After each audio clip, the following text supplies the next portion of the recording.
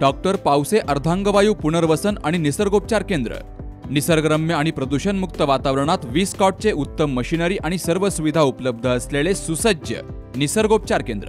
अर्धांगवायू, मान, पाठ, कंबर आणि सांधेदुखी, हातापायांना मुंग्या येणं, टाचदुखी, चेहऱ्याचा पॅरालिसिस, ॲक्युपंक्चर, फिजिओथेरपी, जलचिकित्सा, बाष्पचिकित्सा, योग चिकित्सा, मालिश चिकित्सा, चुंबक चिकित्सा, आहार चिकित्सा आणि माती चिकित्सा। संपर्क डॉक्टर रमेश पावसे, ठिकाण हिवरगाव पावसा, रायतेवाडी रोड, तालुका संगमनेर। संपर्क 9623 25 67 22। संगमनेर तालुक्यातील जांबूत गावाला 8 तास वीज द्यावी, यासाठी जांबूत गावचे उपसरपंच सुभाष डोंगरे हे 3 मार्चला उपोषणाला बसले होते।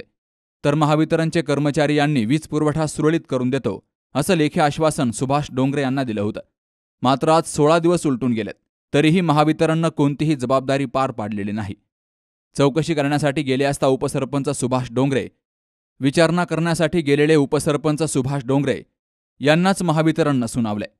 तुमच्यावरती गुन्हा दाखल करतो असंही महावितरणच्या कर्मचाऱ्यांनी त्यांना म्हटलंय। लेखी आश्वासन देऊन महावितरणनं माझी फसवणूक केली आहे, असा आरोप उपसरपंच सुभाष डोंगरे यांनी केलाय। जांबूत खुर्दचे सर्व शेतकरी आता या ठिकाणी जवळजवळ 100 ते 150 शेतकरी होते, परंतु उशीर फार झाल्यामुळे काही लोक थोडे बाहेर गेलेले आहेत। परंतु या ठिकाणी येऊन या सबस्टेशनला इंजिनियर नाही, कोणता मोठा अधिकारी नाही। गेली 1 वर्षापासून मी या माझ्या गावासाठी 8 तास पूर्ण दावाने लाईट मिळावी म्हणून आंदोलन करीत आहे। प्रत्येक आंदोलनात त्यांनी मला लेखी आश्वासन दिलेलं आहे। आत्ताही 3 तारखेला यांनी मला लेखी आश्वासन दिले होते की मी तुम्हाला 10 दिवसामध्ये तुम्हाला पूर्ण दावाने लाईट देऊ, आणि लाईट देत असताना त्यांनी एक कामाचं उद्घाटन पण केलं आणि ते पोल देऊन ऑलरेडी त्या ठिकाणी लाईन वळून पण झाली। म्हणून आम्ही त्यांच्या पाठीमागे 3 दिवसापासून झालो की ती लाईट चालू करून द्या, परंतु या ठिकाणी कोणतेही अधिकारी नाहीत, फक्त वायरमॅन आणि लाईनमन ह्या लोकांच्या हातात नसल्यामुळे ते काही लाईन चालू करत नाही। आणि त्या संदर्भात प्रेम पाटील हे उप अभियंता या ठिकाणचे आहेत संगमनेरचे, त्यांच्याशी कॉन्टॅक्ट केल्यानंतर त्यांची निवड आरदेवीचीच भाषा येत आहे। पूर्णपणे शेतकऱ्यांचा माल हा वाळून गेलेला आहे। आज कांदा पीक हातचं जाऊ राहिलेलं आहे, नदीला पाणी असून लाईट अभावी पिकं घेता येईना, आणि अशा परिस्थितीत सर्व शेतकरी त्यागलेले आहेत। त्यांचा कामप केलेला कांद्याचा खर्च वाया जाऊ राहिला आहे।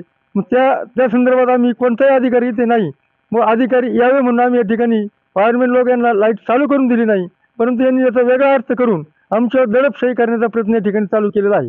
तरी जोपर्यंत पूर्ण 8 तास पूर्ण दावाने लाईट चालू होत नाही, या सर्व शेतकऱ्यांसह मी या ठिकाणी अमरण उपोषणात बसत आहे। कारण 3 तारखेला त्यांनी मला लिहून दिलेलं आहे की जर 3 तारखेचं उपोषण मी स्थगित केलं होतं, परंतु ते स्थगित असं केलं होतं जर 10 दिवसात लाईट नाही आली ती माझं परत अमरण उपोषण चालू करणार होतं, आणि तशी वेळ येऊन देणार नाही असे या ठिकाणी एक गायकवाड रावसाहेब म्हणून त्यांनी सांगितलं होतं, परंतु तेही आज या ठिकाणी येत नाही। आणि आज यांनी मला फसून या ठिकाणी माझं उपोषण बंद केलं। असे 3-4 वेळा या इलेक्ट्रिक बोर्डाच्या लोकांनी मला फसवलेलं आहे। त्यामुळे मी आता कोणत्याही परिस्थितीमध्ये यांनी माझ्यावर पोलीस गुन्हा दाखल केला किंवा काही केला तर मी प्रशासनाला एकच विनंती करीन, माझी जर चूक असेल तर माझ्यावर जरूर गुन्हा दाखल करा। परंतु यांनी शेतकऱ्यांची जी फसवणूक केली, शेतकऱ्यांचं जे नुकसान केलं, जवळजवळ जांबूत खुर्दमध्ये 1 कोटीच्या वर कांद्याचं नुकसान झालेलं आहे, याची हे भरपाई देणार आहेत का? जर देणार असेल तर माझ्यावर जरूर गुन्हा दाखल करा, नाही तर आमची फसवणूक करून शेतीमालाचे जे नुकसान केलं याच्या संदर्भात शासनाने यांच्यावर गुन्हा दाखल करावा अशी मी विनंती करतो। हा वीज पुरवठा जर सुरळीत सुरू झाला नाही तर आहे त्या ठिकाणी आजपासून मी आमरण उपोषण करतोय, असा इशारा सुभाष डोंगरे यांनी दिलाय। यावेळी सुरेश पारधी, संजय पारधी, संजय दुशिंगे, गणेश पारधी, बाबाजी शिंदे, अब्बास पठाण, ऋषिकेश डोंगरे, संदीप डोंगरे, मजीद शेख यांचीही उपस्थिती होती। Ramzan Shaikh, C news Marathi, Sakore.